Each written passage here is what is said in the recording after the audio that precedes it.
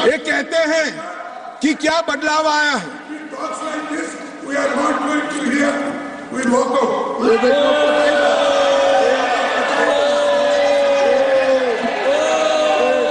OBC बोलिए साहब, वापस ओबीसी बोलिए, महिला ओबीसी।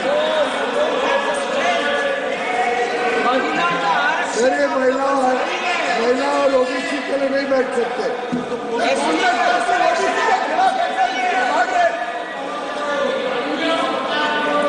मान्यवर, बहुत सारे पीयूष भाई जैसे भले हृदय के लोगों को था कि ये जवाब सुनेंगे, मैं इनकी ऑफिस में कॉफी पीने के लिए गया, मैंने कहा नहीं सुनेंगे। तो पीयूष भाई ने मुझे पूछा क्यों नहीं सुनेंगे, मैं कोई कांग्रेस पार्टी ओबीसी विरोधी पार्टी है, इसलिए निश्चित इन्होंने काका काललकर कमीशन के रिपोर्ट को दबा कर रखा, इन्होंने मंडल कमीशन के रिपोर्ट को दबा कर रखा, इन्होंने ओबीसी आयोग को संवैधानिक मान्यता नहीं दी, इन्होंने ओबीसी के बच्चों को केंद्रीय पूल में रिजर्वेशन का अधिकार नहीं दिया, और इन्होंने ओबीसी का हमेशा विरोध करने का काम किया है। अभी अभी इनके नेता को किसी एनजीओ ने लीक कर दिया है, अर्थ मालूम है या नहीं है मालूम नहीं, कभी पूछ ले कोई फुल फॉर्म तो तकलीफ आ जाए मान्यवर, परंतु अभी एक लिख कर दिया है तो ओबीसी ओबीसी ओबीसी। तो एक पत्रकार मुझे कह रहा था इतना बोले मैं कि इसकी एक तिथि होती है 180 दिन, पहली बार कब मिले बोले वो देख लेना, 180 दिन के बाद विषय बदल जाएगा। इसमें कुछ मन से नहीं होता है साहब। पूरा जीवन इनके पिताजी ने संसद के लोकसभा में खड़े रहकर मंडल कमीशन को लागू करने का विरोध कर दिया, वो आज ओबीसी की बात कर रहे हैं। मुझे तो भरोसा साहब नहीं बैठेंगे, मगर साहब ये पूछ रहे थे क्या परिवर्तन आया है। मैं आज उनको कहना चाहता हूं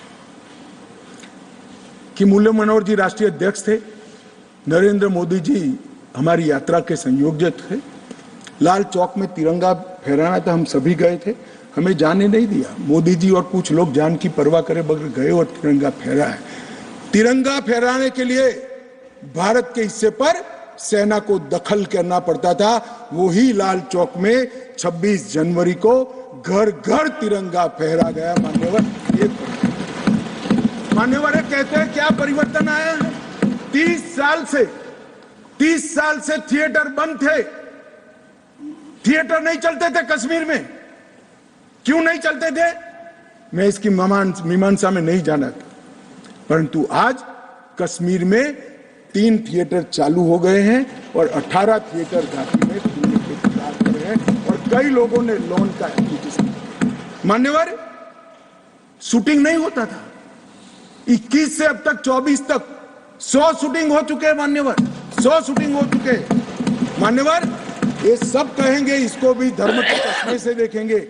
मैं आज कहना चाहता हूं कि मुहर्रम का जुलूस भी 30 साल तक नहीं निकला था, अभी नरेंद्र मोदी सरकार के समय में। मान्यवर, इनको बदलाव दिखाई नहीं पड़ेगा। जैसे मैंने कहा, उनके चश्मे में खराबी है, वो आज भी गलती स्वीकार करने के लिए तैयार नहीं है, मगर मैं उनको कहना चाहता हूं कि देश आपकी स्वीकृति का मोहताज नहीं है।